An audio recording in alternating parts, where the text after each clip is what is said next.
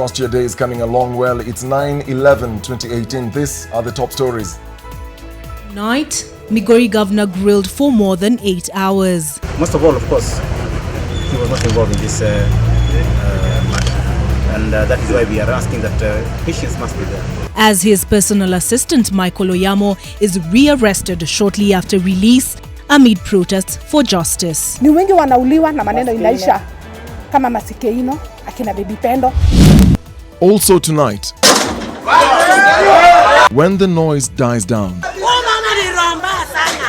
ESCC investigates MCAs involved in chaotic attempt to eject Nairobi County Assembly Speaker as Elachi takes impeachment battle to court. Plus, action against impunity.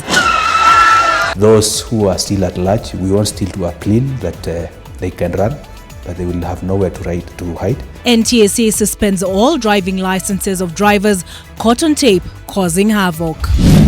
Plus, a law enforcer caught breaking the law. We are dealing with that officer. He will be subjected to internal disciplinary mechanism. Police inspector caught ferrying bags of charcoal using a police lorry.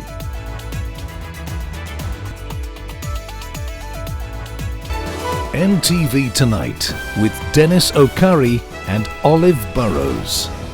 You're watching NTV Tonight. Our sign language interpreter tonight is David Agondoa, and you can watch us live on ntv.co.ke/live. I think that's correct, right? Yes, that's correct. Yes, and on NTV Kenya, on Twitter and Facebook.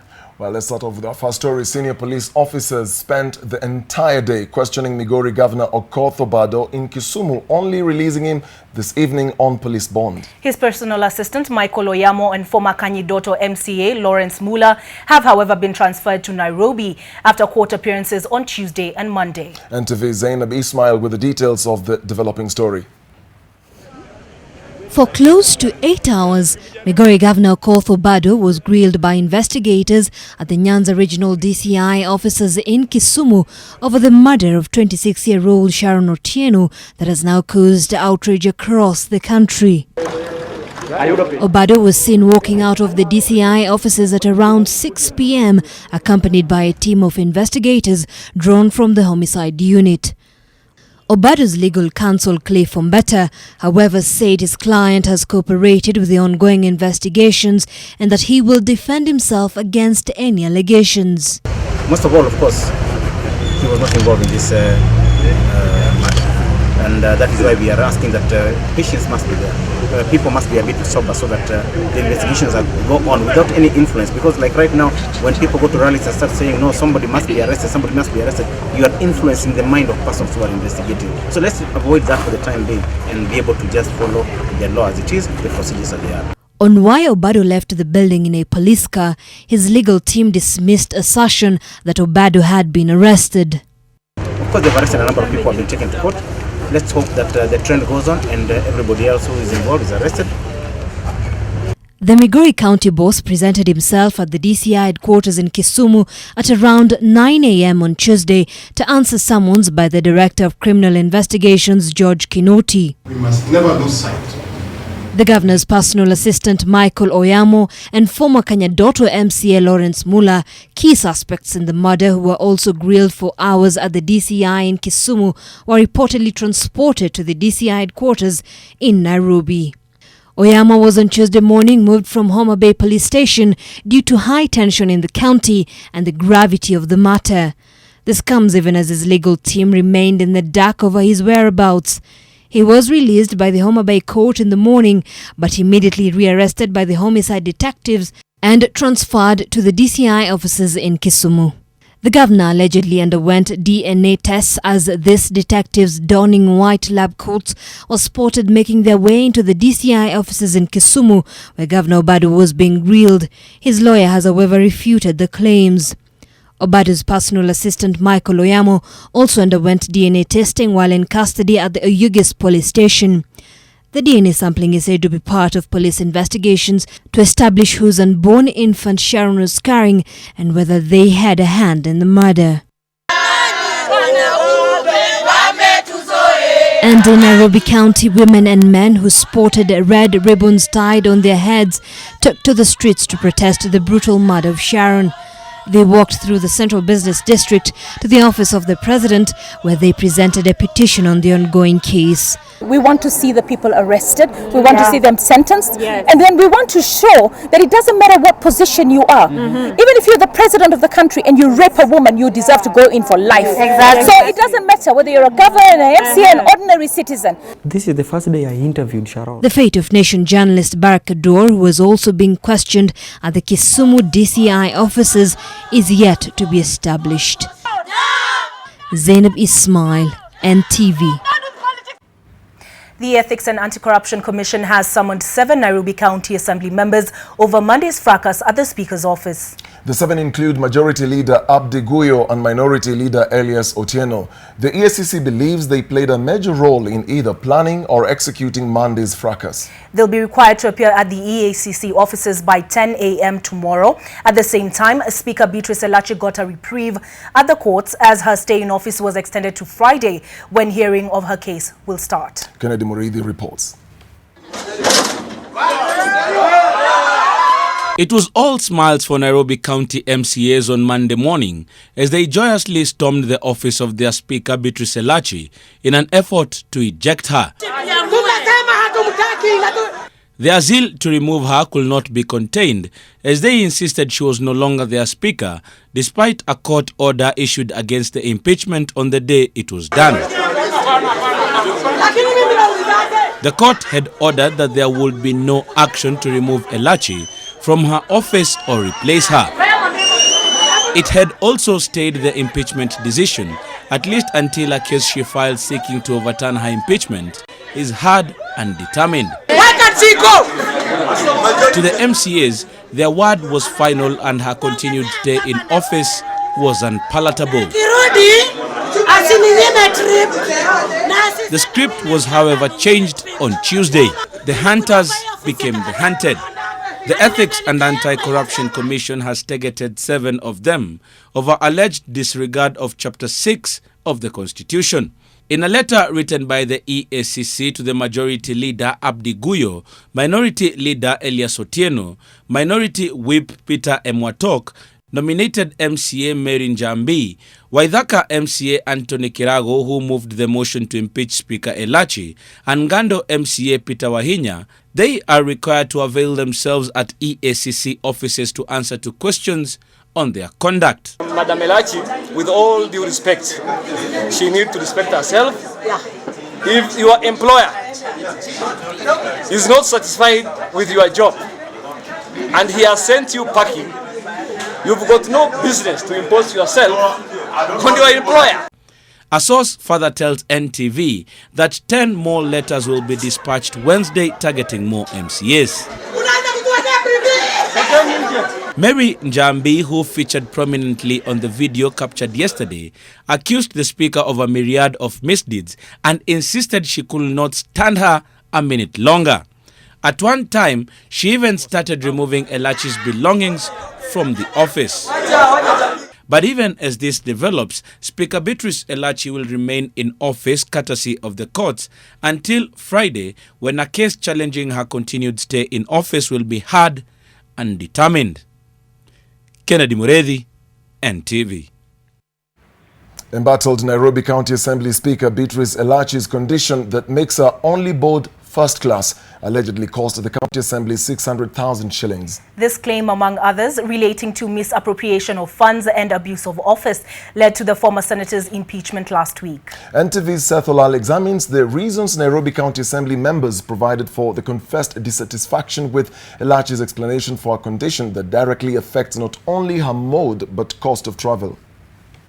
Beatrice Elachi's style and cost of travel were talking points during the Nairobi County Assembly session that led to her impeachment last week. And violation of Section 162 of the Public Finance Management Act 2012 by inappropriately expending public funds on the purchase of a first-class ticket to Texas, USA at Kenya shillings 1.5 million on 23rd May 2018. The embattled Nairobi County Assembly Speaker says she does so because of an unspecified condition. But even in the Senate, they would pay because of my condition. It is not because you want prestige. No, because even business class is prestige already.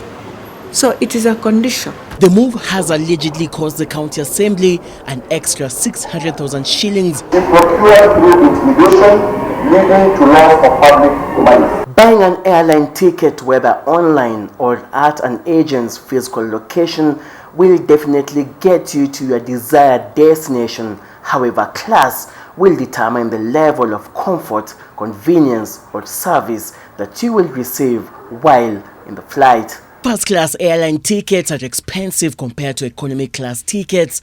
First-class seating in airplanes offer more legroom, electronic devices, privacy seating, reclining seats with some having an extra sleeping accommodation and a special menu. However, regardless of airplane model, economy class seats tend to be narrow and offer limited legroom and space to move around. Whether she remains Speaker of the County Government of Nairobi or not, Elachi will continue boarding first class due to a condition which she says has also significantly limited her movement around. Seth Olale, NTV. 6 matatu drivers caught in the reckless display in Nairobi CBD have been apprehended and their driving licenses suspended by the National Transport and Safety Authority. NTSA Director General Francis Major has further tasked the matatu SACCOs involved with giving a detailed report of what caused the Sunday morning incident in Nairobi CBD, failure to which they risk suspension of their operating licenses. NTV's Mel Miendo reports. 2 days after this incident along Moi Avenue in Nairobi, and the law has finally caught up with the reckless matatu drivers involved in making the scene. 6 of whom now have their driving licenses suspended. The suspension coming after 6 matatu SACCOs and drivers involved were summoned today by the National Transport Safety Authority Director General Francis Major. Those who are here, we've handed over to the police for them to further investigate and record their statements. Before then they can be presented to court. Those who are still at large, we want still to appeal that they can run, but they will have nowhere to hide. According to NTSA, the 6 matatu SACCOs, Manchester Travellers, Safeline Matatu, Eastern Bypass Travellers, Nawasuku SACCO, Ongata Line and Royal Swift Express have failed to control their drivers. The SACCOs are responsible for their drivers' PSV badge application and approval, as well as access to the drivers' list on the NTSA system, meaning the SACCOs management can easily remove drivers from the list in cases of traffic violations. We have given them an access to our system. So we don't understand why these SACCOs, and the worst thing, they are charging a daily fee. We don't understand why this fee is being paid for if they are not rendering a service. NTSA has since formed a database of blacklisted PSV drivers who were caught on previous occasions and in more recent times to clean up the system. People will be referring to this database to check what type of a driver am I going to hire.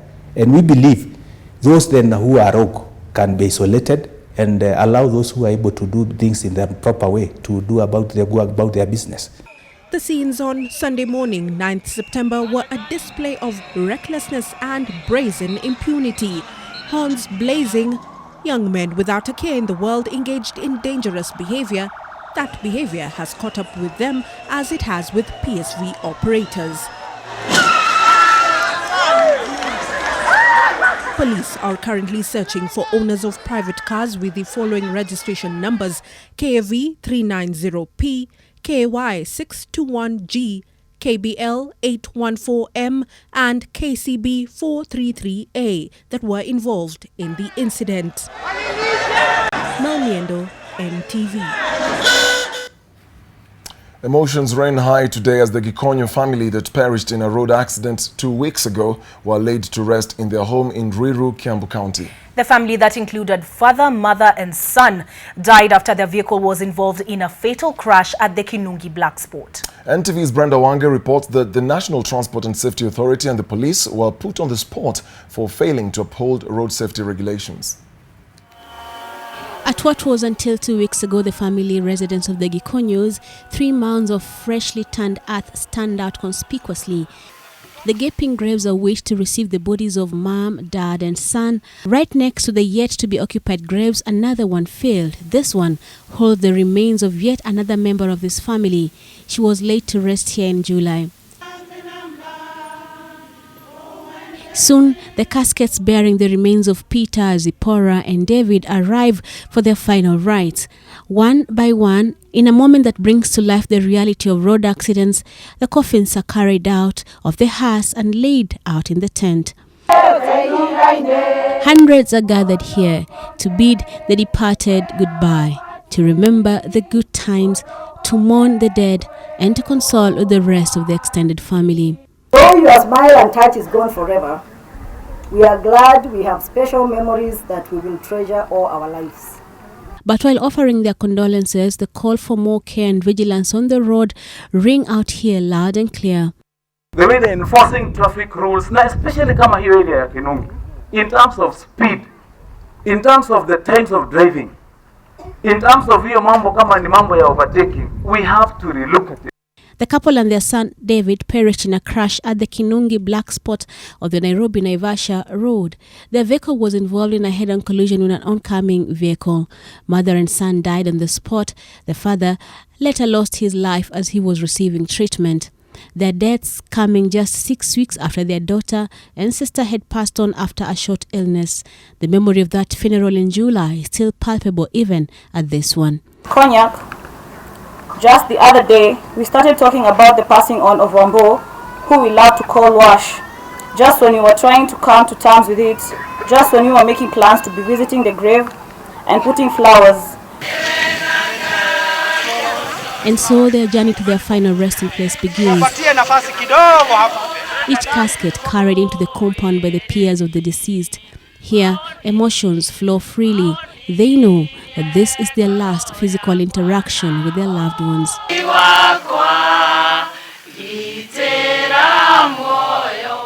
The three are laid to rest.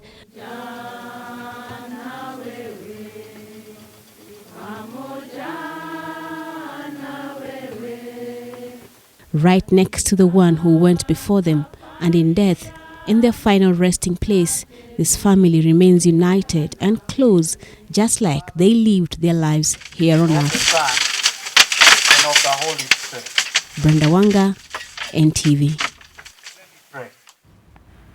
A very sad story there indeed, and we just hope that the family will have the enough grace to bear the pain and the grief they're going through right now. And that leads us to the question of the day, where we're asking, are police doing enough to enforce traffic laws? Are police doing enough to enforce traffic laws? And you can send your response or your answer to that question to the SMS number 20686. The number is 20686 and it's a toll-free SMS line. You can also send us, would appreciate if you could send your name and your location as well. You can also tweet us, and that is on NTV Kenya. That is NTV Kenya on Twitter, and the hashtag is NTV Tonight. Well, let's move on now to another sad story. The family of the late Jacob Samba, who allegedly fell from the 4th floor to the 1st floor and his death in a flat in Umoja 3, is concerned about the progress of the investigations and lack of communication from the police. They say that while they had been informed that the suspects linked to the incident were in police custody, it today emerged that no arrests had been made. It has been 5 days since 32-year-old Jared Samba lost his life at his home in Umoja 3, and since then, the family of the deceased has no information about the circumstances that might have led to their brother's demise. Neither are they aware of the progress of the investigations, or if at all, investigations are underway. They say that there is no communication from the police despite their constant visits to police stations. Early Tuesday, the family were at the city mortuary in anticipation of a post-mortem on their kin, but were forced to go back home without the post-mortem being conducted since the necessary documents to facilitate the process were not available. Polisi mwenye alikuwa amekuja kwa mortuary. Hata mwenye ni kama ana idea, hata forms na deny, hata yeye mwenye ana. At the same time, hakuna hata polisi mwenye anakuja anatu update. crime scene investigators visited the alleged scene Tuesday afternoon. While this might be their first time here, the family says that this is the first time they collected material within the house. Sijapata information yote because walikuja hapo wakachukua the first final investigation ya kwanza wakarudi. So I think the policemen should try wafanya haraka tujue the result, what caused the death of my brother, because unaona kama hawafanyi kazi kwa haraka vile tunataka hii kazi tujue ukweli ni nini ilifanyia huyu mtoto wetu. Kayole OCPD Joseph Gishagi confirmed that no arrests in connection with the incident have been made and investigations are still underway. Achieng Wimbley, NTV. A 27-year-old man has been arrested in connection with the murder of the 9-year-old boy who died in a night attack on Sunday. The man will also face charges of assault on the victim's sister and grandmother who are still nursing serious wounds. Police have, however, maintained that the attacks were not ethnic related. Residents affected by the latest attacks at Esemendo village have lamented the insecurity there, saying that they fear that the issue has not been sufficiently handled. Tumepitia sita kubwa sana, manguo tumechoma na kila kitu, manyumba na mahindi mingi sana. Kwa hiyo manyumba hiyo yote mbili hakuna kitu nimetoa. Hata sasa hii nguo ninafaa hii long sasa hii ni hiyo tu nilitoka naye na hii shiti yenye ninafaa, hakuna ingine. Na mama bado ni hivyo.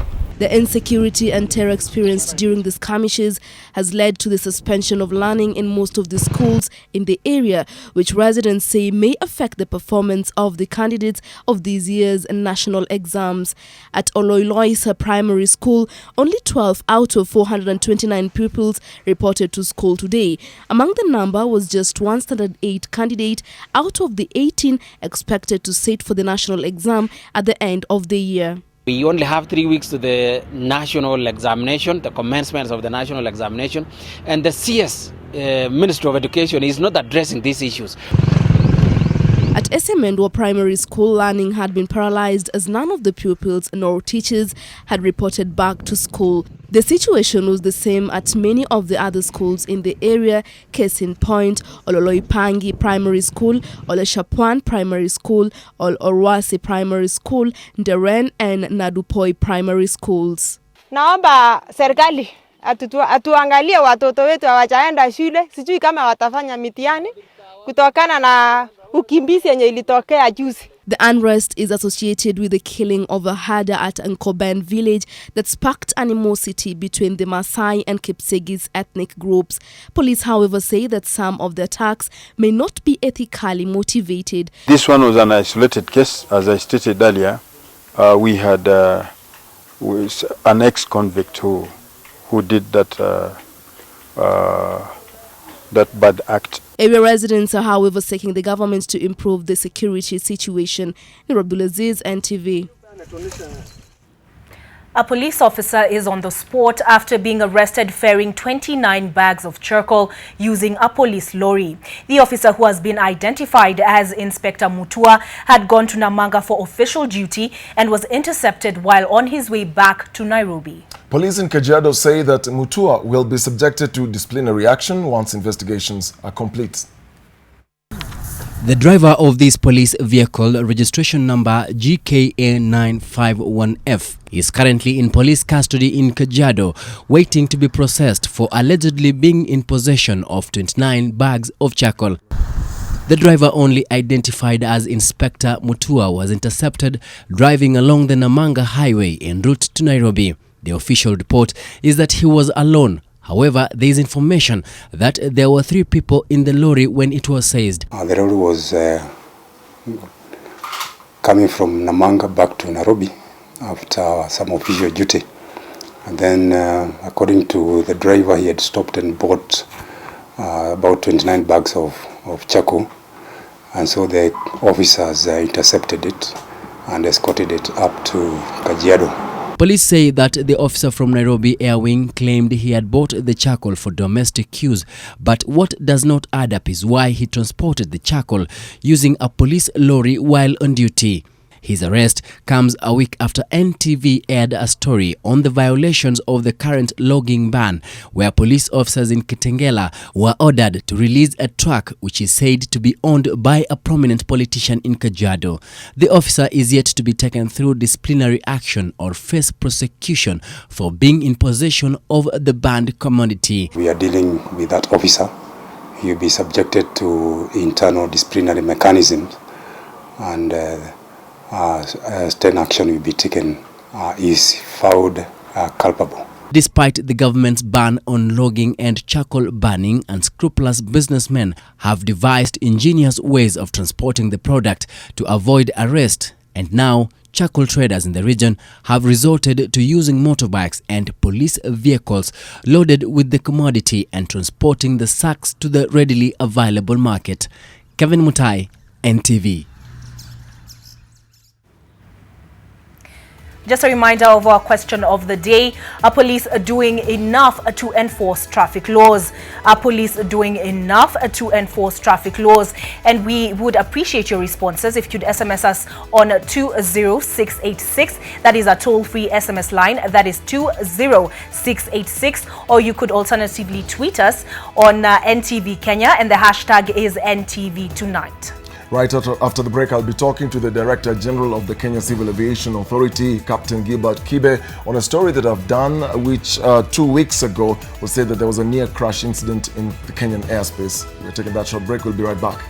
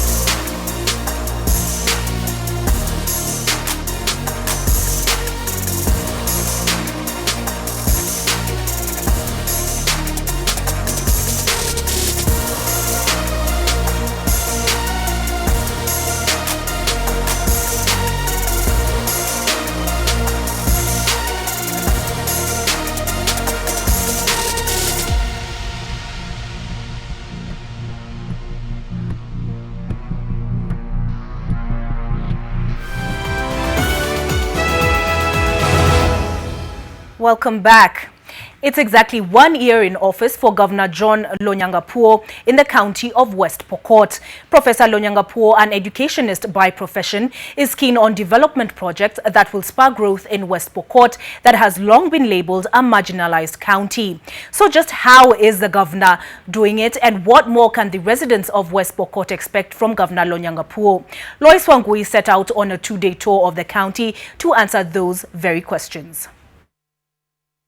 The county of West Pokot has made tremendous economic strides, but the past 1 year particularly has seen the county make even more huge steps when it comes to placing itself as a competitive county in the country. Under the leadership of Governor Lonyangapuo, these 4 points has seen the county of West Pokot make these strides that has placed the county on a good scale when it comes to the economy of the country.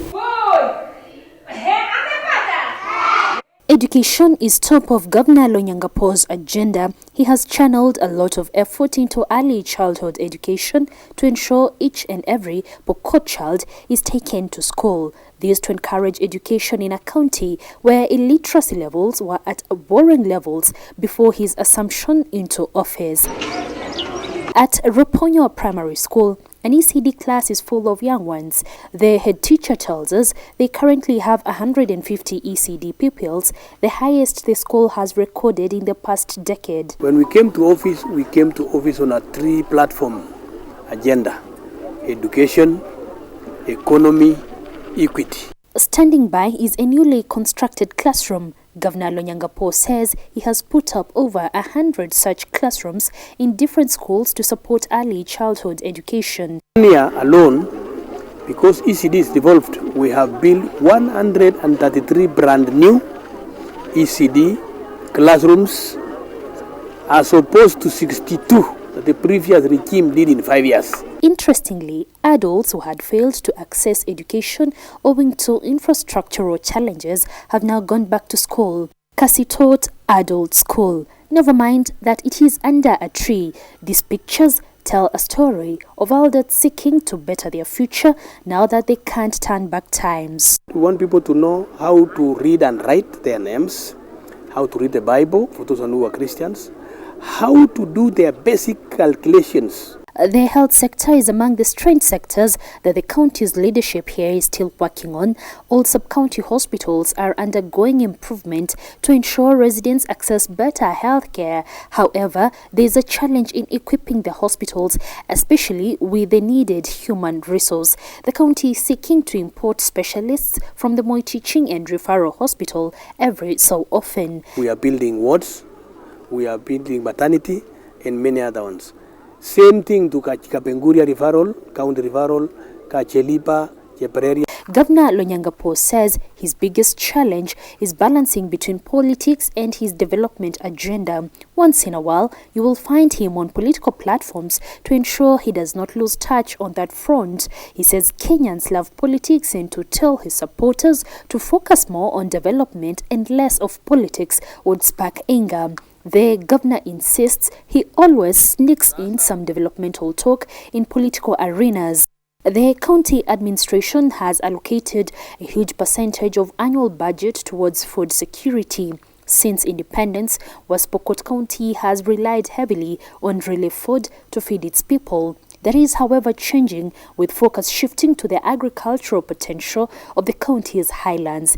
In Lelan, the county has distributed merino sheep breeds to residents to secure livelihoods here. In Kabich Beach area, the county is focused on improved seed and fertilizer purchase for the residents, the end result being more food in their farms. We decided to buy seed appropriate for certain regions and distribute it for free. We are buying not less than 25 bulls, Saiwal bulls per ward per year for dry areas, so that we distribute those bulls to change our local breed, so that we have animals that can give us better price, body size, meat, and also some little milk. Partners such as the European Union have taken notice, pumping millions here to assist the county complete construction of its mechanical slaughterhouse at Nasuguta village. The pastoralist community here is keen on exploiting the opportunities that beckon. Urbanization is also taking shape here. This is Makutano town in Kapenguria, where planned urban development has seen trade emerge as yet another economic activity for the local economy. The towns that give us more money in terms of local revenue per week, or Tum Chepareria, we have tarmacked. We learned that this once quiet county now enjoys significant domestic tourism, many traveling here to identify with the county's rich yet virgin culture, and there is more. Did you know that West Pokot is called the land with a hidden treasure? And the most beautiful part of all these stories from West Pokot is that the county now offers such a bright opportunity and future for the Pokot boy and girl child who for many years was considered marginalized. Lois Wangoi, NTV. Lois Wangoi brought us that report on what is happening in West Pokot. And now we are joined live by the governor himself. That is John Lonyangapuo, and he is with Bridget Ngana.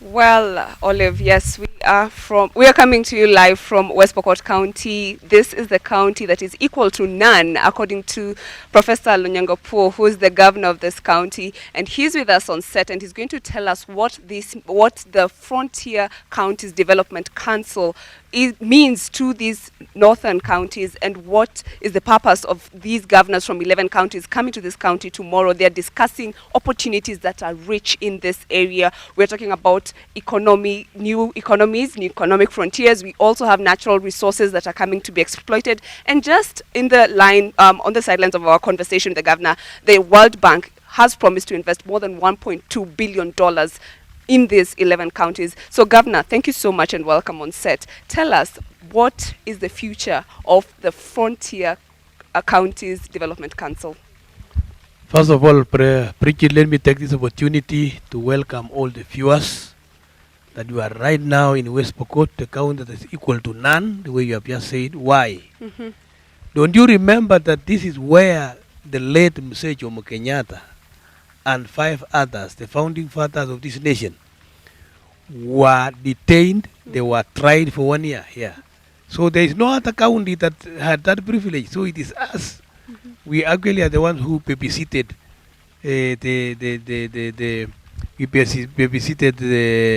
the independence of Kenya. So I want to say that we are here today because FCDC, which comprises of over 10 counties, yes, Frontier Counties Development Council, are all meeting in West Pokot County. For what reason? To be able to harness our issues together, to be able to look at our strengths and our weaknesses, all the problems that have been associated with us for a mighty long time: marginalization, shortages of food, illiteracy, diseases, drought, and the areas have never been opened up.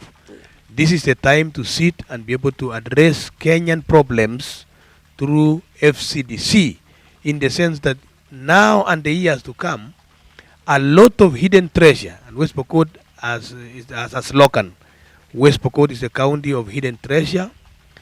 A lot of things are getting unvaulted, yes, for as we move on. Like in our neighboring county, Turkana here, we have petroleum that has, yes, just been found. West Pokot is full of minerals and many other things that are happening. We have livestock. If we can be able to deal with diseases so that we have disease-free zones in the entire of these counties, Kenya will have meat for enough for herself and to export. And that is, you export in, that's a serious currency. Yes. A lot of money that can come. So this is what we are addressing tomorrow, and a number of governors have already arrived today. Yes. And you saw the way they have been here. A number of them are coming tomorrow, and they will be joined by a cabinet secretary for devolution, Eugene Wamalwa, yes, and many others. We also have a neighboring country, Uganda, county districts that are coming, Pokot district, Queen district, Amuda district, Nakapipirit, and so on and so on. Okay, so you've mentioned that you're receiving a huge delegation tomorrow. We also understand maybe the Principal Secretary for Treasury is going to be here, and also the Commission on Revenue Allocation, Mrs. Jennifer, Jane rather, I don't know her second name, but this commission is going to be here. we are talking about the equalization fund. The counties, the marginalized counties, are also going to benefit from this. How are these counties positioning themselves to reap from this equalization fund? Because it is within the constitution mandate, and also the treasury is also supposed to release this money to the to these counties rather for their development. When you remember and recall very well, when the constitution was done to introduce Kenya into devolution, there were the drafters of the constitution took cognizance of the fact that some counties, parts of Kenya, remained behind for a long time. It is time to create a fund called Equalization Fund that is going to be used by marginalized counties, and West Pokot is one of them. And we had another peculiar distinction called closed county. So two problems, naturally marginalized and closed. Yes. So we inherited those things from the colonial government to the extent that very little was used to come around. And you know the policy paper that was released in 1965, yes, which talks about development along the White Island farms and along the railway line, which was supposed to have changed with the time, but they never changed. So it is equalization was set aside so that counties such as West Pokot, all the way to Mandera, all the way to Turkana, can be able to use that fund quickly in their own counties to upgrade and update the shortage of power, the shortage of water, the shortage of roads, and so on and so on. Yes. That money was set aside in the year 2010. To date, unfortunately, which is bad, the National Treasury hung on to that money and pretended to think that the money cannot be used very well by the counties that have suffered. 14 counties. Yes. So recently we had some news that now they have opened up using National Assembly that other counties that have problems in the village, marginalized villages in any county in the Republic, can become marginalized counties. Okay. So the number shot from number 14 to 34. Okay. And that money has not been used. To me, I think that is chaotic and in bad shape and bad taste. That money should be released so that we can be able to use. Okay. When we develop these counties, Kenyans that have no opportunities in the developed counties can come and invest. Thank you But if so we much. discover some village that have problem in Kiambu or Kisumu, can we create a fund for those villages? Yeah. Different from this fund? And that we will approve. Professor, I'll have to stop you right there. We can continue this conversation on the sidelines of this interview. But Olive, according to what we understand, is that tomorrow it's a big event for these northern frontier counties, and there are two other counties that are seeking to join this council. That is Samburu and Baringo counties, and these are just newcomers. And West Pokot was just a newcomer to this council, and it hopes that it will open up this region because ideally, it has become the next frontier in this country in terms of development, in terms of opportunities, and these counties want to position themselves to be ready when this happens. Olive. Thank you very much, Bridget. We look forward from the stories that will come out of that meeting of governors. As Bridget mentioned, it is the FCDC governors meeting that will be taking place for the next 2 days in Kapenguria. The Kenya Civil Aviation Authority has denied claims that two passenger aircrafts nearly collided into each other in the Kenyan airspace 2 weeks ago. Details of the near-fatal incident involving the two foreign airlines are now a subject of debate among industry players and those privy to what exactly happened. As NTV's Dennis Okari reports, the sequence of events that night appear to put regional aviation players on a collision course as those involved seek to interpret air safety procedures, while KCAA says the report is misleading. Above the skies of the Kenyan airspace, something strange was happening in Naivasha, 100 kilometers west of Nairobi. Two passenger planes appear to have almost crashed into each other. The near collision in the Kenyan airspace, according to this radar system, would have been one of the world's worst aviation accidents. Involved in the incident was an Ethiopian Airlines Boeing 737-800 flight ET-858, which entered the Kenyan airspace from Johannesburg, South Africa, on its way to Addis Ababa, Ethiopia. According to this commercial flights radar website, the airliner left Joburg at 2100 hours. Its flight time was 5 hours, 12 minutes. cruising at an altitude of 37,000 feet. At the same time, at 1800 hours, an Italian leisure airliner, Aneos Boeing 767 flight number N0S252, had left the Italian city of Verona heading to Zanzibar. Its flight time was 8 hours. At 12:49 a.m. Kenyan time, the two aircrafts were in the Kenyan airspace at the same altitude of 37,000 feet. The Italian aircraft had entered Kenya through Ethiopia and the Ethiopian airline from Tanzanian airspace. They appeared to fly into each other before the Ethiopian aircraft took a swift climb from 37,000 feet to 38,000 in just 1 minute at exactly 12:50 a.m. The pilot appears to have maintained that altitude for at least 5 minutes. The Kenya Air Traffic Controllers Association seemed to blame the near-crash incident on a strike by Ethiopian air traffic controllers. They say the Ethiopian counterparts failed to honor coordination procedures agreed between Nairobi and Addis Ababa on air traffic navigation and management. I don't think Alan will go. I'm saying. Well, Dennis, who filed that report, is now joined live by the Director General of the KCAA. Dennis, over to you. Well, Olive, right before I introduce him, they released a statement yesterday following that report, and I just want to read 1 or 2 paragraphs in that press statement that was released after that report was done.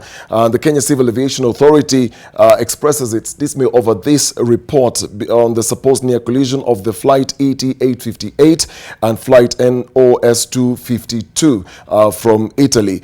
And the linking of the striking air traffic controllers in Ethiopia in that report is not factual, and it's not true, and this did not involve the Addis Ababa airspace prior to entering Nairobi Flight Information Region is blatant misreporting. That's the statement that was released yesterday by KCAA. So I now want to introduce the Director General of Kenya Civil Aviation Authority, Captain Gilbert Kibe. Thank you so much for joining us, sir. Yeah. I know. Good evening to you. There's so much that has been talked about this on this story. 2 weeks ago when this happened, people are still talking about it. What is the true position of what exactly happened that day? Looking at what we have here, this is the radar coverage that we have in Kenya. That's correct. So the reports that when the two aircrafts got into the Kenyan airspace, who was in charge and how was this managed? Okay. This map is showing Kenya under radar control. We have 6 radar systems in Kenya, 1 in Mombasa, 1 at Moore Hills near Machakos, 1 in Nairobi, 1 in Eldoret, Poror, and Wajir. Right. Each radar covers a radius of about 500 kilometers. So when you look at these rings, you can see we have radar coverage around the entire Kenya, a lot of Tanzania, all of Uganda, all of Somalia. So I think the best thing is to go to the next slide there so that I can explain to you. Let me go to right this one. This is the flight path. Now this is the flight path. So what you're seeing here is the airspace master plan for Kenya. And in our master plan, we have airways or air routes, similar to highways. And therefore, what was happening was the Ethiopian 858 from Johannesburg to Addis was on a particular airway route. I'll just try to zoom in because this looks like a spider web. There are too many things going on here. Yes. Green lines, orange, blue. So these are flight paths. That is correct. Okay. So each airline, when it's going on a certain route, flies a particular route. It's like how you drive on the road. You have to follow that road. So the air route that Ethiopian 858 was using was this northbound route, which was coming in from Tanzania, because it came from Johannesburg, through Tanzania, entered Kenyan airspace there. This is the orange line. That is the orange line. I was saying here, this one. This one, this orange line. So it entered Kenyan airspace here and was now heading northbound to a point known as Upgap, which is here. Meanwhile, the Italian aircraft came in from the north side from Italy, going down to Zanzibar. This blue This line. is the blue line here. It came overhead Lanette and then turned left now, and these aircraft crossed at that point. At this time, it's 3:50 a.m., not 12:50. 12:50 was UTC or Greenwich Mean Time, but local time was 3:50 a.m.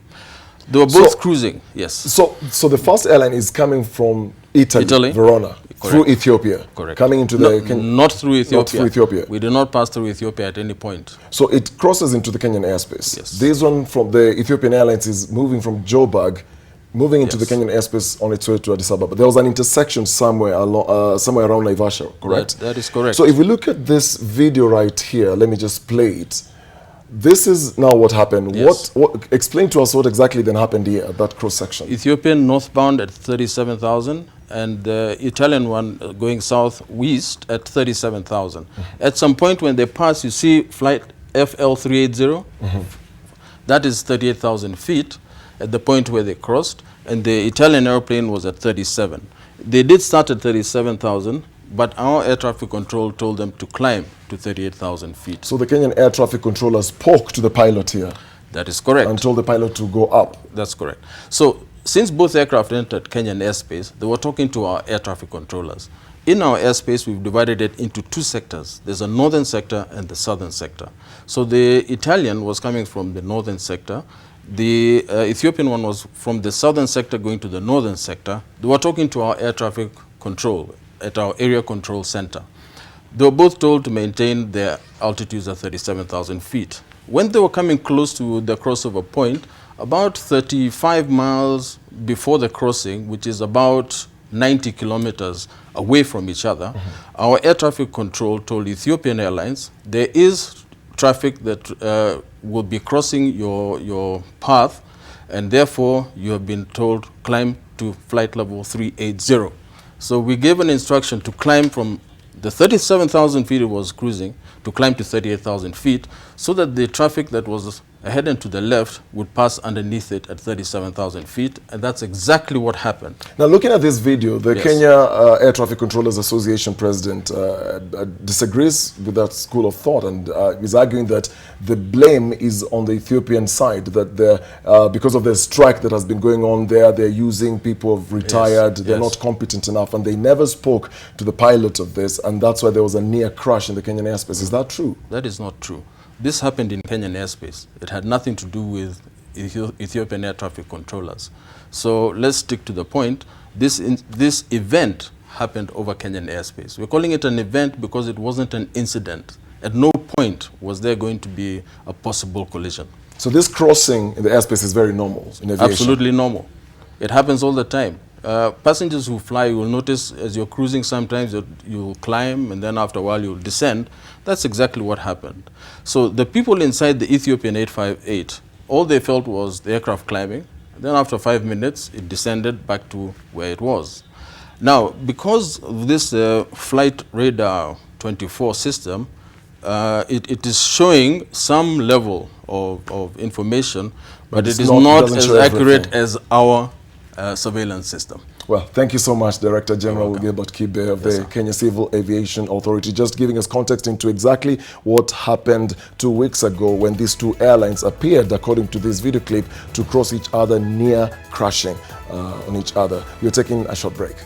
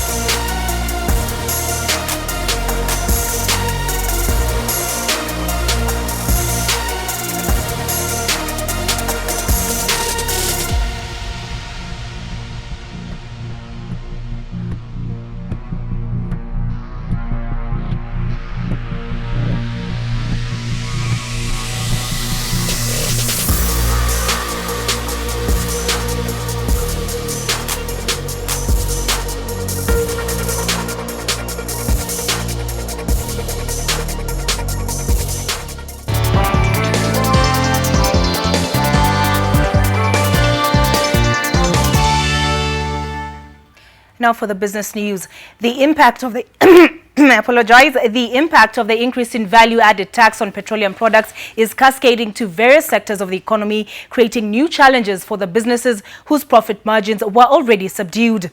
Manufacturers are now complaining of a bigger impact that had been anticipated. At the same time, the government is working on having the Secretariat of the East African Community empowered to resolve disputes between nations. What we are seeing is some operators trying to increase their costs more than the impact of the 16% VAT on fuel. And I think there are some opportunistic players in the market. For example, we've seen Matatu fares increase by more than the 16%, and we don't believe that's fair. One thing that really is important for us is to see how we can have a different approach in resolving issues within EAC. We want the Secretariat to take a very strong leading role in addressing issues between member states. At the moment, if there is a problem between two member states, they tend to resolve issues by themselves. Yet we have a Secretariat that should be empowered, has the authority to interpret the rules and say, you, country X, are not doing this properly, you should reverse this, and country Y should be able to get on with this.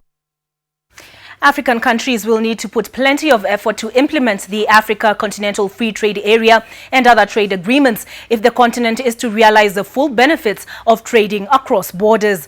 Intra-Africa trade numbers are well below those of other continents, with challenges such as corruption and non-tariff barriers massively impeding the volume of trade between countries. Victor Kiprop is at the World Export Development Forum in Lusaka, Zambia, and now puts into perspective the export challenge facing many African nations. The 18th session of the World Export Development Forum has just started right here in Lusaka, Zambia, as businesses, policymakers and government representatives meet to discuss how to grow international trade.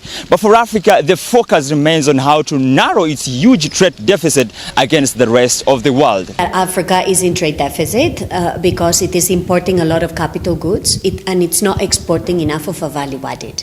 So the problem is not, in my view, to think that you should decrease your imports, but to move into exporting more value added. You need the capital goods, you need the machinery, you need the equipment in order to move into value added. But where governments should focus their efforts is in moving into higher value added exports. Of particular concern to most trade experts in Africa is the continent's rising food imports bill that is currently estimated at $35 billion and is estimated to grow to up to $110 billion by 2025. Agriculture is the largest untapped potential in the African continent in terms of arable land, in terms of quality of the land, in terms of water being in abundance and labor. The problem is that agriculture in big parts of Africa is subsistence agriculture. Produce enough to eat. And this is not what will transform the agricultural sector in Africa. According to the Africa Export-Import Bank, Afreximbank, intra-Africa trade currently stands at a mere 15% compared to about 67% of intra-Europe trade. So why exactly is it just so hard for Africa to trade with itself? There's so much corruption at the borders, so even though agreements are in place, the real problem is, and the reality is, at the border, the guy doesn't care about any agreement that has been signed. If you don't pay him, he's not going to let you go through. We need to start to embrace technology and reduce the interhuman interactions that happen between traders and custom officials and government officials along the trade routes. So by this I mean custom procedures and things of that nature, visas should all be digitalized. I think that this will further streamline the process of doing trade or moving around Africa. The launch of the Africa Continental Free Trade Area earlier this year with a combined GDP of about $2.2 trillion has been hailed as a major breakthrough that could change Africa's trade fortunes. However, critics argue that existing agreements such as the ECOWAS, COMESA and even the East African Community EAC trading bloc have barely worked in all their aspects. Victor Kiprop, NTV Business in Lusaka, Zambia. Even across borders, NTV has got you covered. The future of investments in real estate is projected to be through real estate investment trusts. But how many people know what REITs are and how suitable they are as an investment option? It is a type of security that invests in real estate and often trades on major exchanges like a stock, thereby opening up the opportunity for investments by a broader scale of the public. Alex Mwangi spoke exclusively to the chief executive of the Nairobi Stock Exchange on the salient features of REITs ahead of the upcoming inaugural REITs conference, which will take place next week. In 2015, the Nairobi Securities Exchange introduced a real estate investment trust, the Stanley Fahari Income Real Estate Investment Trust, to diversify investment options and boost the growth of the real estate sector. With that launch, Kenya joined South Africa and Nigeria as the only other jurisdiction in Africa to have REITs. You're able to have a mixed portfolio of assets in a REIT that would otherwise not be available in a direct ownership. So in a REIT, you can have commercial property, you can have residential property, you can have social impact investments also within the REIT, hospitals, etc. So the basket is wider than if you have to buy each and every individual property through a direct ownership arrangement. Are REITs only good as long-term investment instruments, or can they also be for the short-term and the medium-term? So REITs are the new, in our view, is going to be the future way of owning property because of those very two reasons. It can address your long-term objective, it can address your short-term objectives. Now, in the short term, as an investor, I'm coming into a product where I can actually be able to liquidate my portfolio anytime I need so. There is one element of REITs that is unknown to many, that companies that float REITs are compelled to give a high percentage of their earnings to investors. You should distribute a minimum of 80% of the income net of expenses. Do REITs typically offer low returns at the initial stages and then have increased returns in the medium to long term? So REITs offer consistent returns because you're basically receiving determinable income or income that is clear, rental income that will come to the asset. It's very regular and more determinable than if it was just in a business who have got a lot of other, who are affected by a lot of other factors. Are REITs open to foreign investors as well? Yes, REITs are open to foreign investors as well because it's a listed security and there are no restriction on foreign ownership of REITs, just like there are none for our equity products, except for a few that we consider strategic. So it's open to all. Are there any other companies queuing to introduce REITs in the NSE? So far, we've got 3 companies, very warm, and these are very big companies in the real estate market, and who are currently considering to look at it. The inaugural REITs conference will take place in Nairobi on the 18th of this month. Odundo says that developers are a primary target market because they need funding. The conference will be hosted by the REITs Association of Kenya and will become an annual event. Alex Mwangi, NTV. That's it for the business news, but I leave you with the market report. NTV Financial Report in association with the University of Nairobi.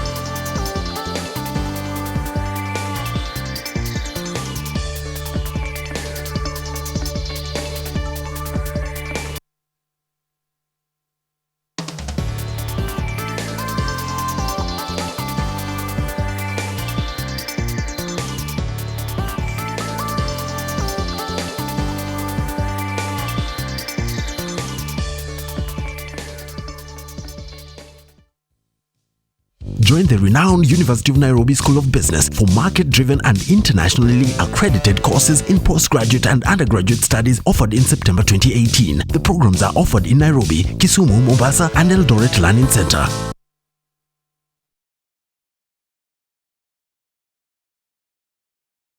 It's another great day in Africa.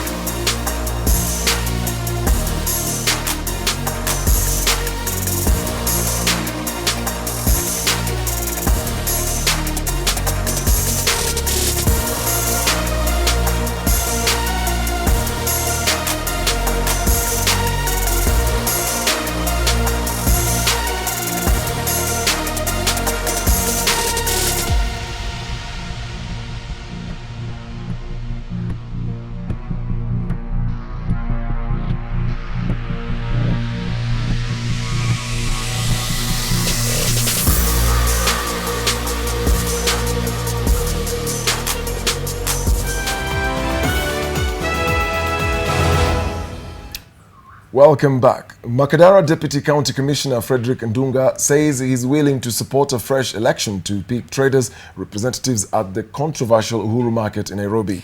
Traders at the market have accused the local administration of being behind attempts to allocate stalls to strangers after a fire incident razed the market to the ground in July. NTV's Helen Aura with more. Traders at Ururu Market have staged protests several times, saying they are being sidelined in the allocation of stalls. The traders have accused administration officials and the police for masterminding a plot to deny the rightful owners stalls.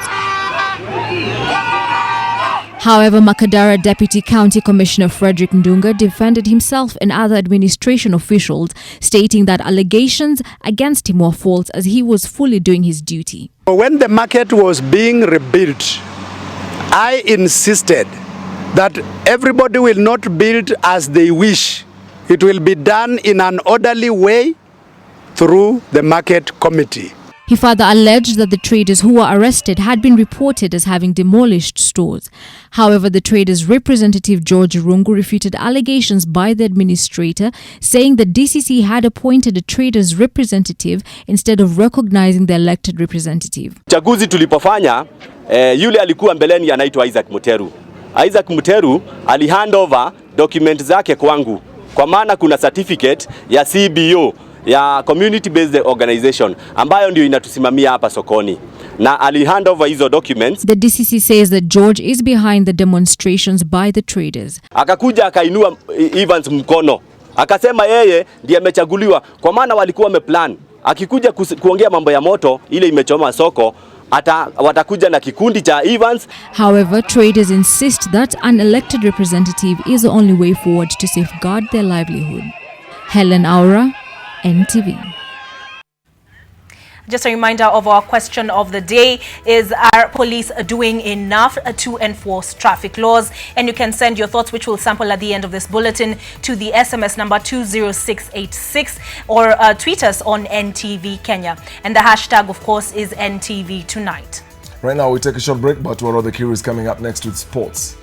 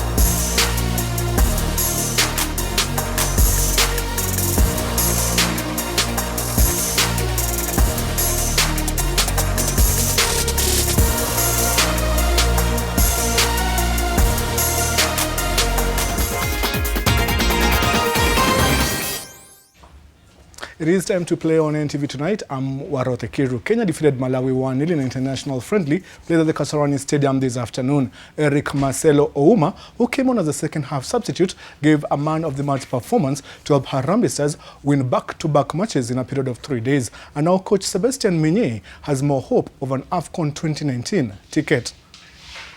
In first half, it was boring. Fresh from beating 4 times African champions Ghana on Saturday, the national football team Harambee Stars struggled in the first half against Malawi in the international friendly, with a combination of JC Were and Ovela Ochieng not working. Eric Marcelo Ouma came in as a second-half substitute, and for coach Sebastian Minye, he made a mark. But I know him. I didn't wait for today to see what he can do for the team. Having excited fans for most of the second half, Marcelo's hard work was rewarded when his cross was scrambled in by Francis Kahata for the 1-0 win. Kenya, which lies second in Group F of the 2019 AFCON qualifiers, next plays Ethiopia away and then at home in early October, and coach Minye has a plea for fans. To bring the fan with us, to be there, because if we have one chance to be in AFCON, it will not be alone, only with the players. We need the fans, and I hope against Ethiopia to see the full stadium, you know. As for Malawi, who have lost twice on the trot, this friendly was a good learning curve ahead of back-to-back games against Cameroon. With the games against Ethiopia in a month's time, coach Minye has his work cut out as he crafts a team to end Kenya's 14-year AFCON drought. We need to see in front of us and to dream, because life is like it. You have to dream. And for that, we have to make all effort to put all the components to be ready in 1 month. To dream, that is what Sebastian Minye is talking about. And a lot of people are asking whether they should start supporting Harambee Stars again. And I say, yes, you should. And we hope that against Ethiopia, back-to-back games, they will have good results. Veteran setter Jane Washu is back in training with the Malkia Strikers squad for the FIVB Volleyball Women's World Championship after being out for training for 2 weeks due to a small fracture on her right hand. The Malkia Strikers are pooled with Brazil, Serbia, Dominican Republic, Puerto Rico, and Kazakhstan. This is the first time in 8 years that the Malkia Strikers are taking part in the tournament, having qualified alongside African champions Cameroon. The team, coached by Jafet Munala, is in residential training and it is scheduled to leave the country on Tuesday next week for Japan.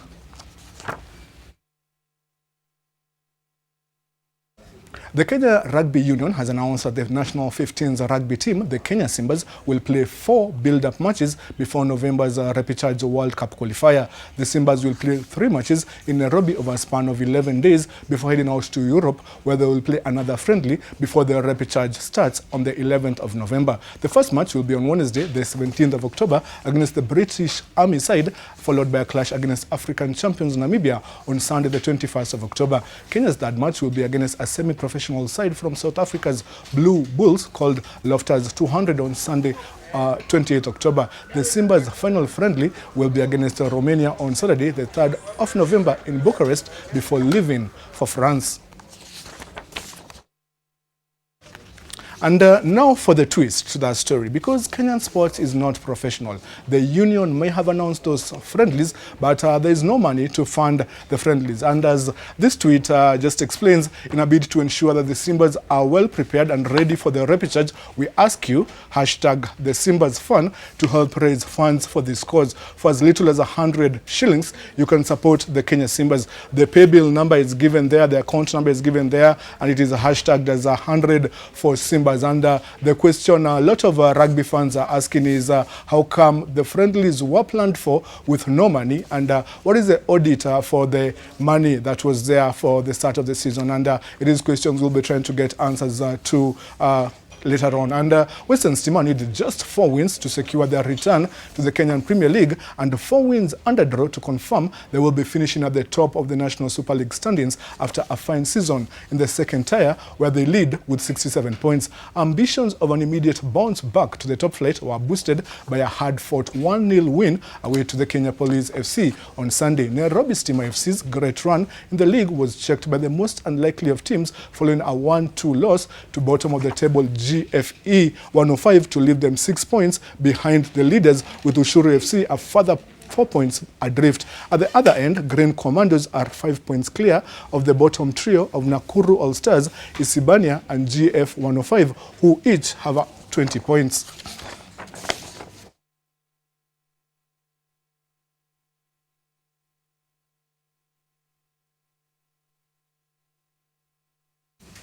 And this story refuses to die down. And even in our newsroom, there's a lot of heated debate about it, and the aftermath of the Serena Williams drama at the US Open Women's Final continues, with Australian Open Tournament Director Craig Tilley urging global tennis to affirm its position on coaching during matches. Coaching from the players' box is banned during Grand Slam matches, but Serena was angered when chair umpire Carlos Ramos gave her a code violation warning after her coach was seen making a hand gesture during her defeat to Naomi Osaka. And I think the sport, my comment is the sport has to really get itself sorted out on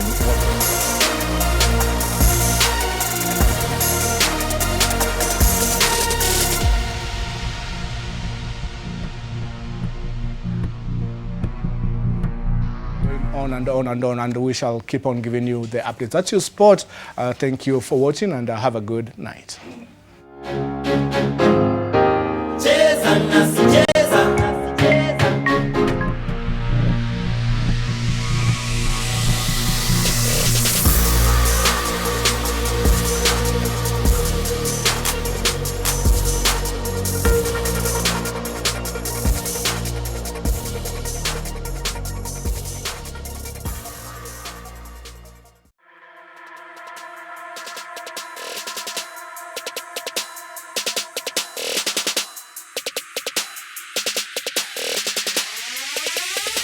Well, a reminder of our question of the day, which was traffic police doing enough to enforce the traffic laws? And we have just a few of your comments to sample here.